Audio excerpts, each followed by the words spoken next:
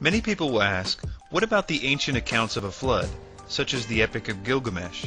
They say that these different accounts prove that the Bible plagiarized earlier stories.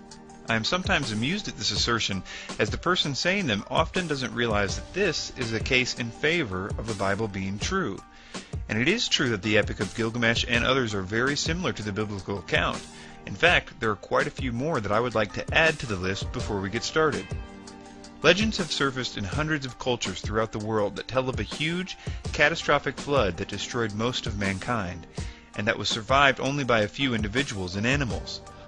Although most historians who have studied this matter estimate that these legends number in the 200s, according to evolutionary geologist Robert Sosh, quote, Noah is but one tale in a worldwide collection of at least 500 flood myths, which are the most widespread of all ancient myths and therefore can be considered among the oldest. Sosh went on to observe, narratives of a mass inundation are found all over the world.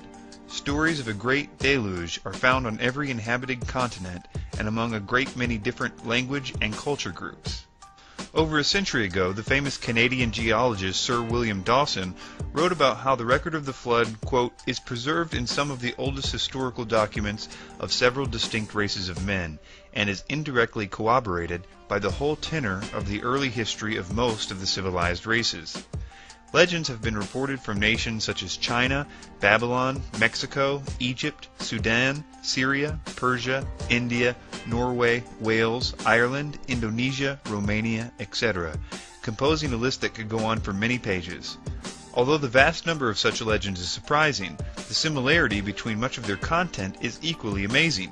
James Perloff noted, in 95% of the more than 200 flood legends, the flood was worldwide.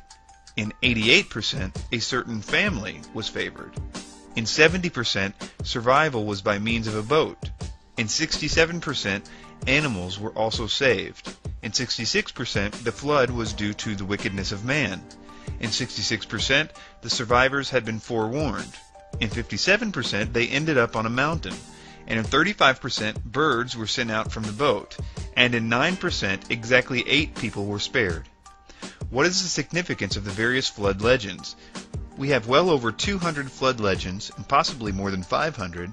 Many of the legends come from different ages and civilizations that could not possibly have copied any of the similar legends.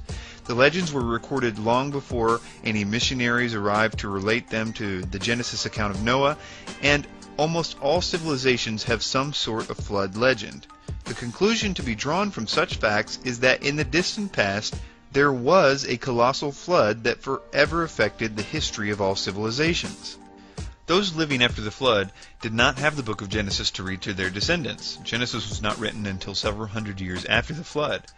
The account of the flood was passed on from one generation to the next. Many parents and grandparents told their children and grandchildren about the huge ark, the animals, the devastating flood, long before the Genesis record ever existed. Alfred Rehwinkel wrote, traditions similar to this record are found among nearly all the nations and tribes of the human race, and this is as one would expect it to be. If that awful world catastrophe, as described in the Bible, actually happened, the existence of the flood traditions among the widely separated and primitive people is just what is to be expected. After the cultural trappings are stripped away from the kernel of truth in the various stories, there is almost complete agreement among practically all flood accounts. A universal destruction by water of the human race and all other living things occurred. B, an ark or boat was provided as the means of escape for some. And C, a seed of mankind was provided to perpetuate humanity. As Foreman Curley once observed, these traditions agree in too many vital points not to have originated from the same factual event. In Volume 3 of his multi-volume set, The Native Races of the Pacific Slope, H. H. Bancroft wrote, there never was a myth without meaning. There is not one of these stories, no matter how silly or absurd, which was not founded on fact. So on the first point, this assertion that the ancient flood stories somehow challenge the biblical account is backwards. Ancient accounts of the flood are exactly what you would expect to find if the flood actually occurred, as are the various differences in the minor details that are observed. This too is what one would expect, like a game of telephone. The question then becomes, is the Genesis account more reliable, and if so, why? On the second point, I would like to address the issue of borrowing, since some claim that the accounts can be demonstrated to be written down before the book of Genesis, and that there is a chance that the writer of Genesis could have known about the Epic of Gilgamesh or another account and simply plagiarized it. Now, what is interesting about this assertion of dependence is that it is never asserted to be a literary dependence. All scholars agree that the differences in detail and content between Genesis and the Mesopotamian precursors are detrimental against it. Even scholars that do think the Hebrew accounts were dependent on the earlier Mesopotamian accounts are quick to point out that it is not literary dependence. Listen to these authors and remember that they are trying to prove that there is borrowing, but know that they cannot, from a scholarly, literary perspective, assert it. Quote, the derivative nature of the biblical flood narrative, or rather the existence of an antecedent Mesopotamian tradition from the earlier forms of the biblical story, is undeniable. However, the extent to which the latter narrative is derived from the earlier tradition remains uncertain. A direct form of literary influence cannot be asserted, as the distinctive features of the representative narratives are too plentiful to allow such an affirmation. All one can say is that the biblical accounts must have been influenced by the Mesopotamian oral tradition or by a pre-existing series of such orally transmitted traditions. I would assert here that this is exactly what you would expect if such a flood really did happen. Another author asserts, however, it has yet to be shown that there was borrowing, even indirectly. Differences between the Babylonian and the Hebrew traditions can be found in factual details of the flood narrative, from the ark, the duration of the flood, the identity of the birds and their dispatch, and are most obvious in the ethical and religious concepts of the whole of each composition. All who suspect or suggest borrowing by the Hebrews are compelled to admit large-scale revision, alteration, and reinterpretation in a fashion that cannot be substantiated for any other composition from the ancient Near East or in any other Hebrew writings. If there was borrowing, then it can have been extended only as far as the, quote, historical framework, and not included intention or interpretation. And another author states, it is obvious the differences are too great to encourage a belief in direct connection between Atrahasis and Genesis, but just as obviously there is some kind of involvement in the historical traditions generally of the two peoples. So basically, from a scholarly, literary perspective, there was no borrowing that can be demonstrated, and even the skeptics know this. For a very extensive scientific examination on the details of this assertion, please click on the description section of this video, where I will link some relevant information.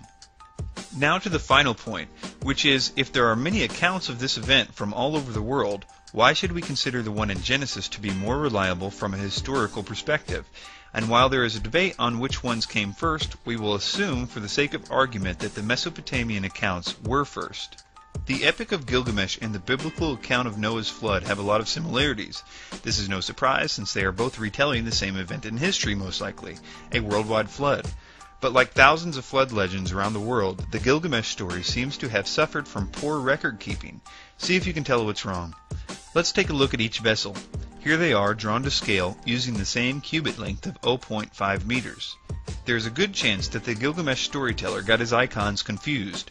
Rumor has it that a certain tower in Babylon was built on a square base. Yet some modern scholars want you to think that the Noah story grew out of the Babylonian mess-ups like this. The breadth-to-depth ratio is famous, of course. Everyone knows that 1.67 BD works very well and is quite normal for a cargo ship. This is an important factor for roll stability, but also has a bearing on the seakeeping. Increasing the width will provide even more stability, but at a cost. Roll accelerations can increase to uncomfortable and even dangerous levels. The length-to-depth ratio dominates the strength properties of the hull. Too long and shallow and the ship might break in half, due to the bending applied by the waves. The KRISO-based study indicated that 30 centimeter or 12 inches timber hull on a 40 centimeter structure would be sufficient for waves up to 30 meters high, which is a significant wave height. Noah's Ark has a very good proportion for a ship. Naval architects at the world-class KRISO facility conducted a study on Noah's Ark and found the vessel's proportions to be nearly optimal. The 6-to-1 length to breadth ratio is a little wider than today's vessels designed to move forward quickly, but it provides increased stability for a drifting vessel. A longer vessel has disadvantages for stability and seakeeping, as the U.S. Navy discovered. There is another factor that gives us confidence that the biblical account is historically reliable, namely its track record.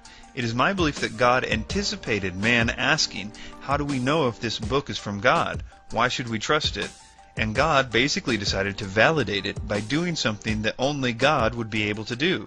That is, write the history of the world in advance, and never get a single detail wrong. That's right, and you might not hear this statistic from skeptics, because they tend not to talk about it. But the Bible was about 25% prophecy at the time that it was written, and they were very specific prophecies about people, places, wars, empires that would come and how they would fall, even specific names. This book claims to be the Word of God, and then it goes on to prove it. So, when asking if it can be trusted, I would ask you to challenge these claims. Thank you for your time.